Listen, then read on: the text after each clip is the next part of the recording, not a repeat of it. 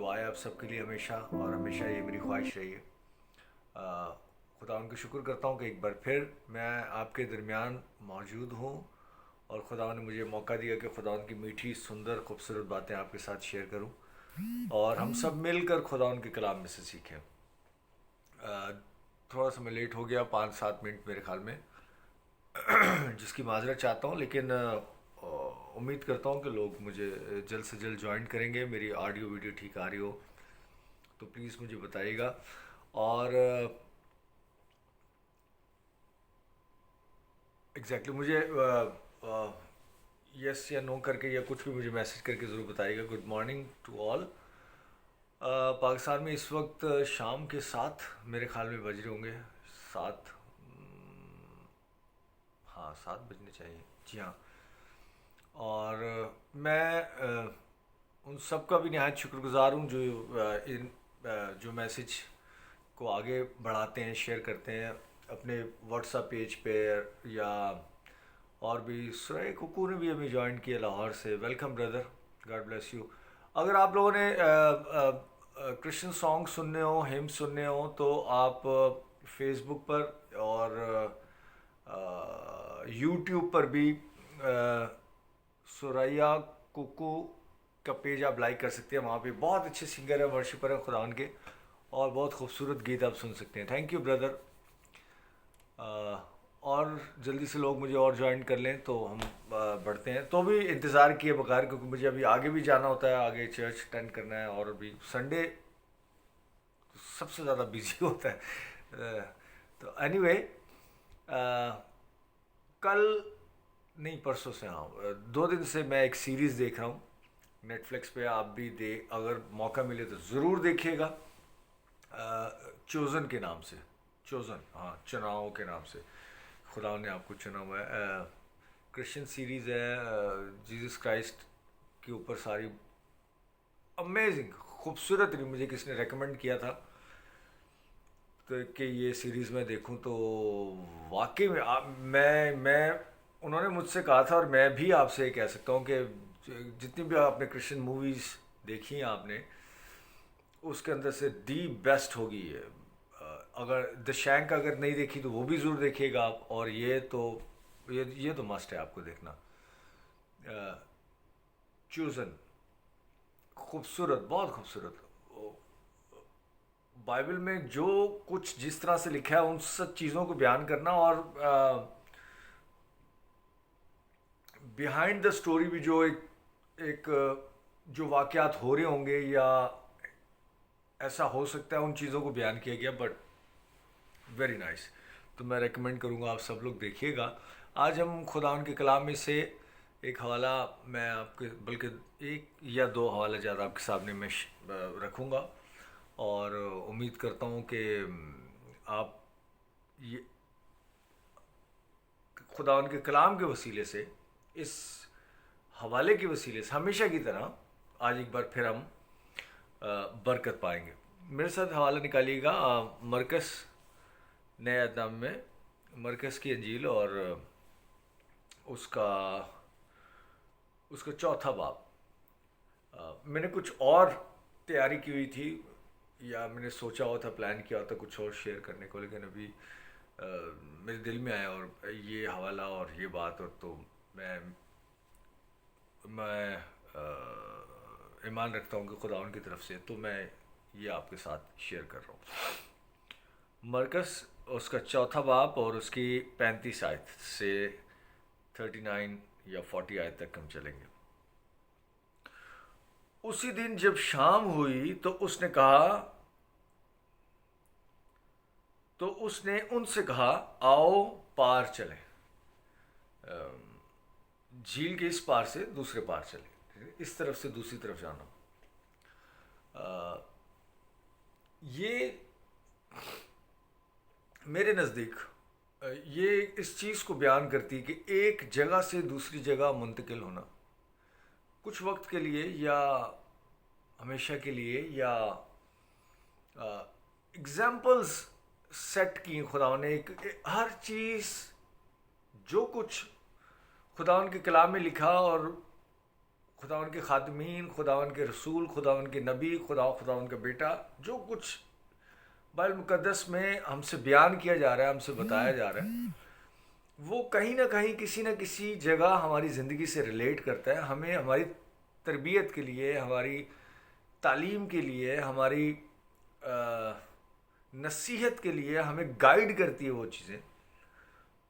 तो अगर इन चीज़ों को सिर्फ हम एक वाकया या ऐसा हुआ था ऐसा देखें, या ऐसा मौजज़ा हो गया सिर्फ ऐसा देखेंगे, तो शायद वो चीज़ें इतनी मुफीद ना हो आपके लिए। लेकिन अगर हम उन चीज़ों को, उन बातों को, उन मौज़ात को, उन सारे वाक़यात को जब अपनी ज़िंदगी के साथ रिलेट करते हैं और उस जगह पर अपने आप को रखते हैं, उन हालात और वाक़यात में, तो फिर आपको आइडिया होता है कि खुदावंद आपके लिए, आपके वास्ते, ये आपसे क्या चाहता है। और आप अगर आपकी ज़िंदगी में सब कुछ हुआ था, है या होगा, तो उसमें आपको क्या करना है। उसी दिन जब शाम हुई तो उसने कहा, तो उसने उनसे कहा, आओ पार चले। और वो भीड़ को छोड़कर उसे जिस हाल में वो था कश्ती पर साथ ले चले। और उसके साथ और कश्तियाँ भी थीं, और भी कश्तियाँ थीं, और यीशु देखा उस पार चले और वो साथ गए। 37 वर्स। तब बड़ी आंधी चली और लहरें कश्ती पर यहाँ तक आईं कि कश्ती पानी से भरी जाती थी।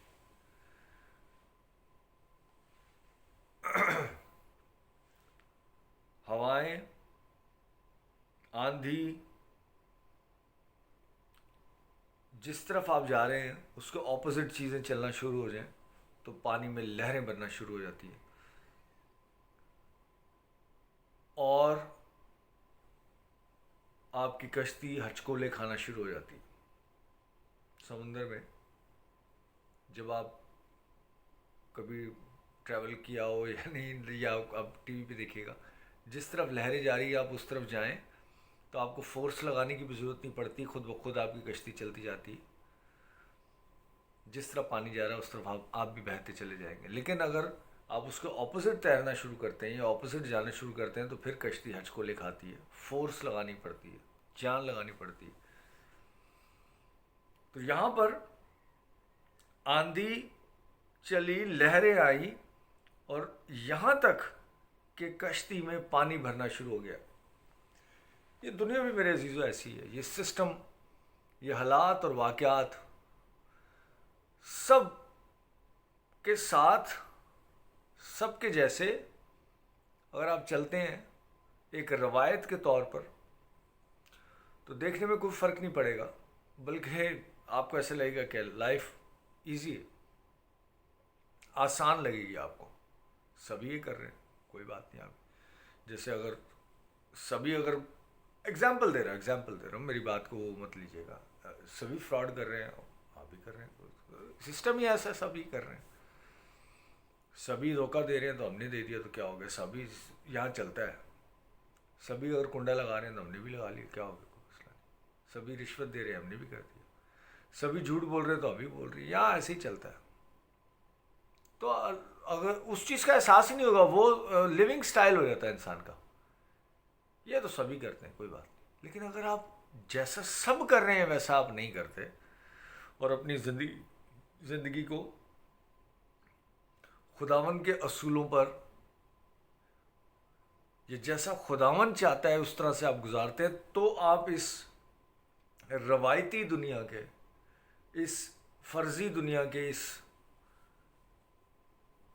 ये जो सिस्टम चल रहा है उसके ऑपोजिट हो जाते हैं। तो फिर आपकी ज़िंदगी में भी वो हचकोले आना शुरू होते हैं, और यहाँ तक समटाइम आपको लगता है कि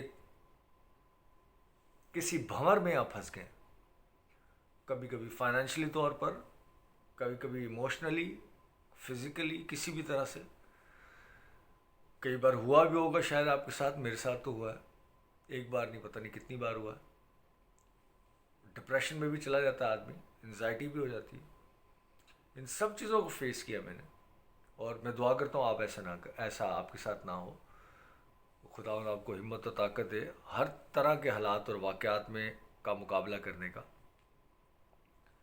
कश्ती आंधी से हचकोले खा रही है, और यहाँ तक कि कश्ती में पानी भरा हुआ है, पानी आ गया, ऐसी सोच या ऐसे जहन बना हो शायद कि हम डूब सकते हैं। बस उन्होंने 38 वर्ष में क्या है, और वो खुद पीछे की तरफ गद्दी पर सो रहा था, और यीशु नासरी क्या कर रहे हैं कि कश्ती हचकोले खा रही है, पानी में आंधी चल रही है, तूफान आया हुआ है, और यीशु कश्ती में पीछे गद्दी पर आराम से आराम फरमा रहे। क्यों? फर्क नहीं पड़ता, सब कुछ उसके कंट्रोल में है। वो जानता है कि क्या हो रहा है और क्या हो सकता है। नॉर्मल हमारी जिंदगी में कभी इस तरह के मोड़ आ जाते हैं तो बहुत ज़्यादा परेशान हो जाते हैं, और ये नेचुरल है। मैं ये नहीं कह रहा मत होइएगा, हो जाते हैं, मैं भी होता हूँ, सब होते हैं। लेकिन एक बात कभी मत भूलिएगा कि यीशु आपके साथ है, चाहे हालात और वाक़यात कैसे भी क्यों ना हो, चाहे तंगी हो, मुश्किल हो, ज़िंदगी में तूफान बरपा हुआ हो, लेकिन जिस कश्ती पर आप सवार हैं उसी कश्ती पर यीशु भी है, और वो आराम फरमा रहे हैं।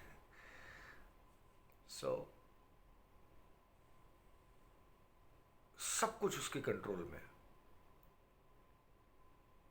आपके इनकरेजमेंट के लिए, आपकी हौसला अफजाई के लिए बात बता रहा हूँ कि जिस कश्ती पर आप सवार हैं यीशु आपके साथ है, वही है, मौजूद है, कहीं नहीं गया वो।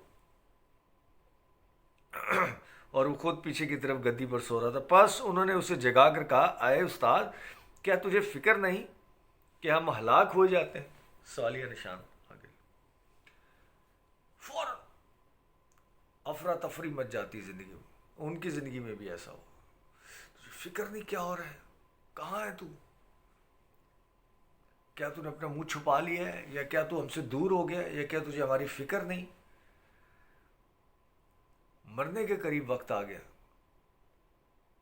और कितना आजमाएगा ये क्या? वही है यीशु, यहाँ पर भी कह रहे कि तुझे फिक्र नहीं है, हम हलाक हो जाते हैं। 39 वर्ष में उसने उठकर कहा, तो उसने उठकर हवा को डांटा और पानी से कहा, साकित हो, थम जा। हवाओं पर, फजाओं पर, हालात पर, वाक़यात पर, समंदरों पर, दरियाओं पर, बीमारियों पर, परेशानियों पर, तंगी पर, मौत पर, बीमारियों पर, हर एक चीज़ पर, जो चीज़ें एग्जिस्ट करती हैं इस दुनिया में और जो नहीं करती, उन सब पर आपकर मेरे यीशु का हुक्म है। वो हुक्म चलाता है और सारी चीज़ें उसके कंट्रोल में। वो भी जो आपको नज़र नहीं आ रही, वो भी आपको और मेरे यीशु की ताबे।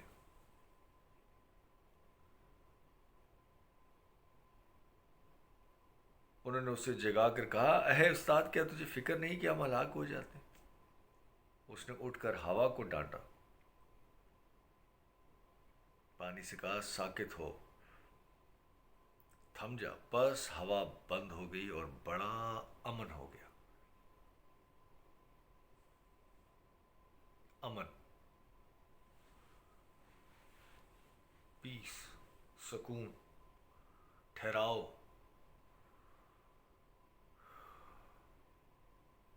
खामोशी।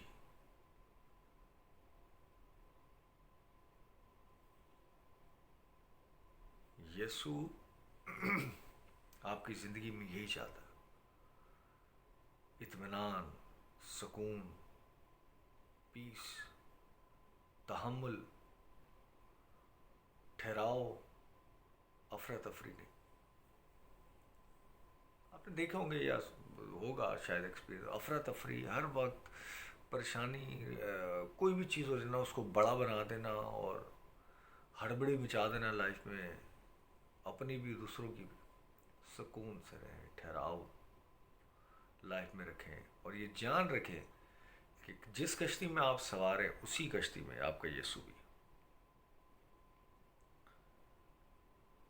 फिर उनसे कहा, तुम क्यों डरते हो, अब तक ईमान नहीं रखते?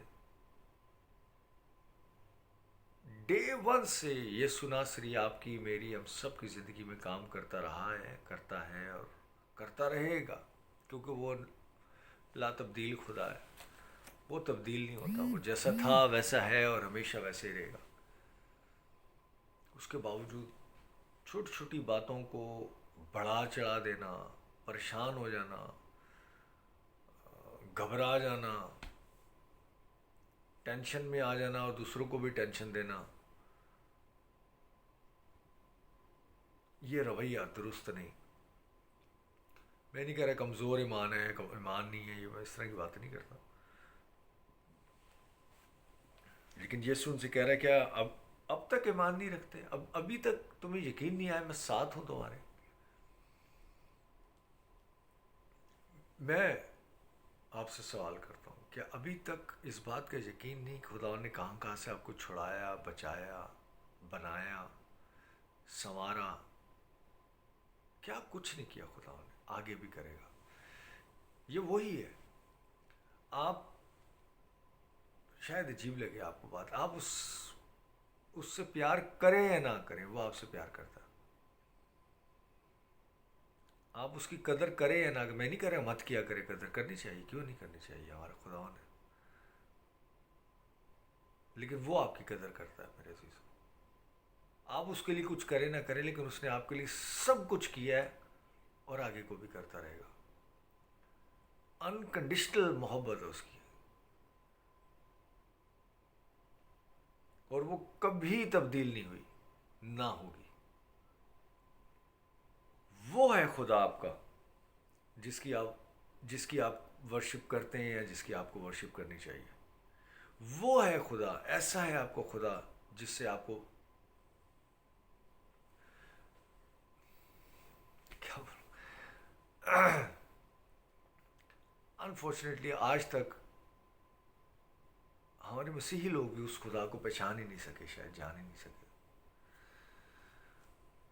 ज़रूरत है कि खुदा उनको जाने, उसको पहचाने, उसको समझें।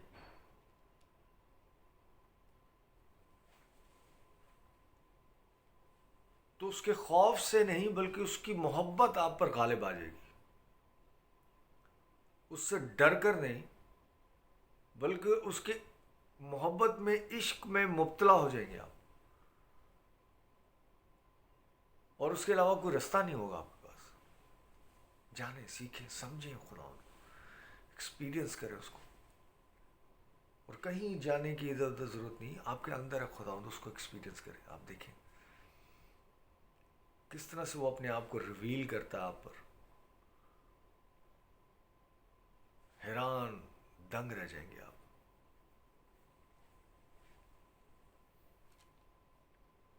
खुदा उनका प्यार, उसकी मोहब्बत, लाजवाल मोहब्बत, जैसी यहाँ पर हम देखते हैं अपने शागिर्दों से, उस ज़माना में थी, ऐसे ही आपसे मेरे अजीज़ आज के ज़माने में। क्योंकि खुदावन अल्फ़ा और ओमेगा, कल, आज और हमेशा तक यकसा। और जो प्यार इस आलम में, अगले संडे इसको देखेंगे, वही प्यार और मोहब्बत, और उसी तरह से आपकी ज़िंदगी की इस कश्ती में भी यीशु सवार है, और आपको किसी फ़िक्र की ज़रूरत नहीं। उम्मीद करता हूँ मेरे अजीज़ों यह वाला आपके लिए बरकत का सबब बनेगा, बना होगा। मैसेज आपको अच्छा लगे, समझ में आए, इसको आगे भी शेयर करें अपने लोगों के साथ। और एक रिक्वेस्ट थी, हमारे अजीज़ हैं, हमारे भाई हैं, उनका माइकल बख्शी उनका नाम है। उनकी 2-4 दिन पहले, हफ्ता पहले, एक हफ्ता हो गया, कितना है ना, तकरीबन हफ्ता पहले वो मसीह खुदावन में सो गए, और कल उनका फ्यूनरल है। यहाँ कैलिफोर्निया में होते हैं, अमेरिका में ही। कल फ्यूनरल हो गया, अच्छा कल फ्यूनरल हो गया उनका।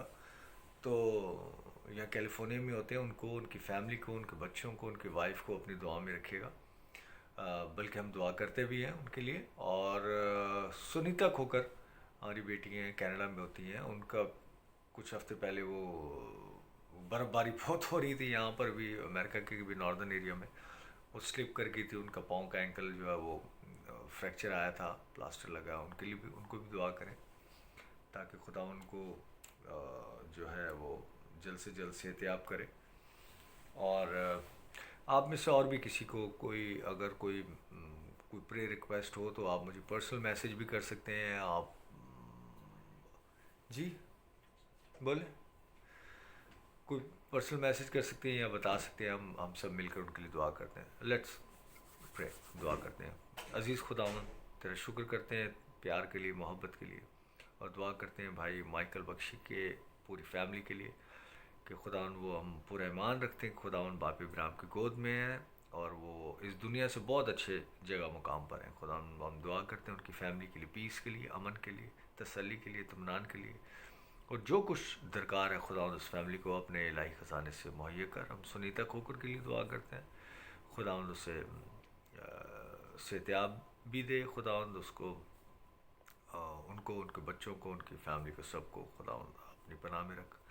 और खुदावन जो चीज़ें भी खुदावन उनके लिए बेहतर हैं वो उनके लिए कर खुदावन। और उन सब बहन भाइयों के लिए शुक्रगुजार हूँ जो जो आज की मीटिंग में हमारे साथ शामिल हुए हैं और जो उस मैसेज को बाद में देखेंगे।